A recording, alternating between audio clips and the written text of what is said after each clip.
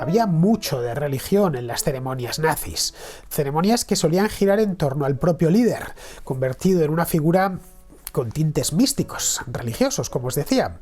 El movimiento tuvo desde el principio sus mártires, por ejemplo, los 15 muertos del Putsch de la cerveza.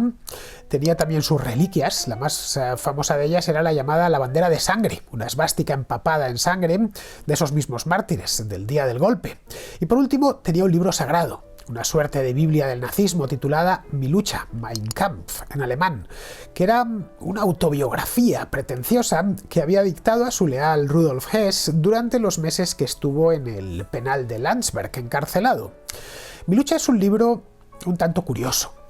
En parte se trata de un manifiesto nazi con su programa de acción, en parte de una autobiografía muy benevolente con su autor, todo hay que decirlo, y en parte un manual de teoría política en el que Hitler desgrana sus disparatadas teorías sobre un poco de todo, sobre la raza, sobre el espacio vital que precisaba la nación alemana para expandirse, sobre el antisemitismo, el anticapitalismo, el antibolchevismo, el uso de la propaganda o los fallos de la democracia liberal, el batiburrillo que tenía en la cabeza desde los tiempos en los que empezó a militar en el DAP.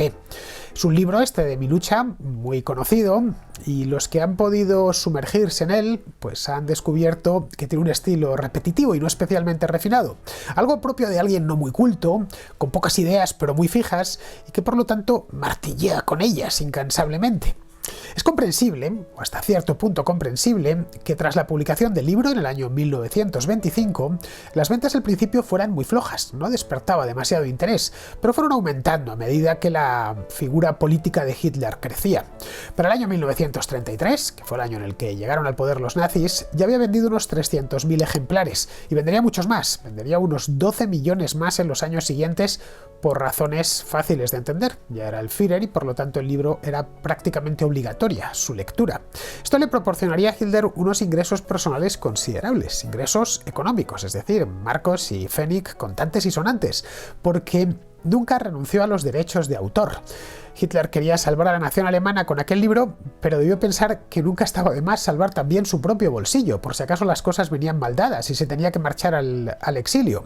Ya se sabe que la caridad bien entendida empieza por uno mismo. Las ganancias que le proporcionó Mi lucha le permitieron, entre otras cosas, le permitieron adquirir su residencia veraniega en Berchtesgaden, en los Alpes bávaros, que con el tiempo iría ampliando esa residencia, aunque esta vez ya la ampliaría con cargo al erario público del Reich. Pero aunque su imagen había mejorado ostensiblemente desde los primeros años como agitador político en las tabernas y las cervecerías de Múnich, el partido nazi languidecía en las urnas durante los años 20 al menos.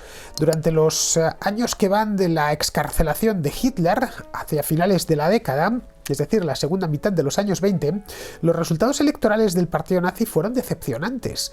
La razón hay que buscarla primero en la prohibición de hablar que habían impuesto a su líder, el tribunal, entre el año 25 y 27, y especialmente en la mejora de la economía alemana, que sucedió a la estabilización de la República de Weimar, a partir del año 1925. En ese punto, alguien radical como Hitler no era muy atractivo para el votante medio, aquel ambiente que estaba ya cargado o recargado al menos de cierto optimismo. En 1928, por ejemplo, el partido nazi obtuvo solo el 2,6% de los votos a nivel nacional, quedando en el 9º lugar en las elecciones de ese año con solo 800.000 votos, justo por delante del Partido de los Agricultores Alemanes. A pesar de todas sus pretensiones mesiánicas y de todo lo que se lo había trabajado, Hitler no conseguía transmitir su mensaje. Quizá podría convencer a algunos, eso es inevitable, pero siempre serían pocos y jamás alcanzaría el poder con tan pocos apoyos. En el mejor de los casos tendría que conformarse con un simple escaño en el Reichstag. Para otro eso hubiera bastado, pero no para él. Pues bien, cuando todo parecía perdido, sucedió algo que no estaba previsto, una profunda crisis económica que afectó a todo el mundo, no solo a Alemania. Lo que de verdad cambió la suerte electoral de los nazis fue la Gran Depresión, la crisis económica mundial que siguió al desplome de la bolsa en Wall Street en octubre de 1929. A medida que la inversión de capital extranjero se evaporó, la inversión en Alemania, la economía alemana, que era muy dependiente de los préstamos del extranjero y de las exportaciones, se estancó y fue poco a poco hundiéndose. En unos meses las empresas alemanas estaban completamente arruinadas, despedían a miles de empleados al mes y los salarios caían a plomo. Eso era un momento idóneo para agitar. A finales del año 1930, 2 años después de aquellas elecciones, Alemania ya alcanzaba los 3 millones de desempleados. En 1932 se duplicaría esa cantidad, superando el 30% de la población activa. Muchos se preguntan, se lo han preguntado a lo largo de los últimos 80 años, cómo un crack bursátil en la Gran Manzana, a 6.500 kilómetros de Berlín, pudo afectar tanto a Alemania. Tiene su explicación. Cuando el mercado de valores estadounidense colapsó en octubre del 29, las consecuencias se sintieron automáticamente en todo el mundo, pero quizá de manera más acusada en Alemania que en otras partes. Allí la recuperación económica de la década de los años 20 había sido financiada en buena parte por créditos e inversiones estadounidenses, en cuanto a parte de las importaciones que Estados Unidos hacía de productos alemanes. En cuanto ese dinero desapareció, la economía alemana entró en una espiral deflacionaria catastrófica. Cayeron los salarios, se contrajo la demanda y se disparó el desempleo. En otros países sucedió algo similar, pero en Alemania llovía sobre mojado. El país acababa de salir de la depresión de posguerra. En 1923, el año del Putsch de Múnich, la hiperinflación había devastado el marco y con él había devastado también a la clase media del Segundo Imperio, del Segundo Reich.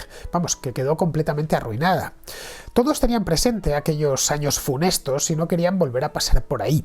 Estas dos crisis económicas encadenadas tuvieron grandes consecuencias, grandes y graves. Consecuencias tanto económicas como, por supuesto, políticas. Debilitaron la ya frágil confianza en el capitalismo que tenían los alemanes y contribuyeron a que el gobierno de la República de Weimar se quedase paralizado y sin argumentos, como algo así como un zorro cruzando la carretera. El principal beneficiario de todo aquello fue el partido nazi de Hitler, que llegó a convertirse en la primera fuerza parlamentaria en 1932, es decir, 4 años después de haber obtenido esos resultados decepcionantes que os comentaba antes. En enero del año siguiente, Hitler fue nombrado canciller de Alemania. En tales circunstancias, el mensaje de Hitler, que se cifraba en una regeneración completa de la economía y la sociedad alemana, encontró un eco inmediato. El electorado alemán había soportado 2 crisis económicas muy profundas en menos de 10 años, la hiperinflación del 23 y la Gran Depresión del 29, por lo que no era de extrañar que su fe en la democracia liberal se evaporase tan rápido. Serían los nazis de Hitler quienes recogieron la recompensa electoral, beneficiándose de una huida del centro político. Eso explica que pasasen del 2,6% de los votos en el año 28 al 37% en 1932. Al examinar el ascenso de Hitler, es importante tener en cuenta los factores que tuvieron una influencia más directa, como os acabo de comentar, la crisis económica del 29, el colapso resultante del centro y la sensación tóxica de agravio y de humillación que tanto envenenó a la sociedad alemana en la década de 1920. Sin embargo, junto con esos factores, también es importante posar la mirada sobre la influencia que tuvieron otros elementos menos conocidos, pero también importantes, como el modo mesiánico en el que Adolf Hitler se presentó ante los alemanes. Sin ese elemento religioso, como os decía antes, es imposible entender que llegase tan lejos en tan poco tiempo.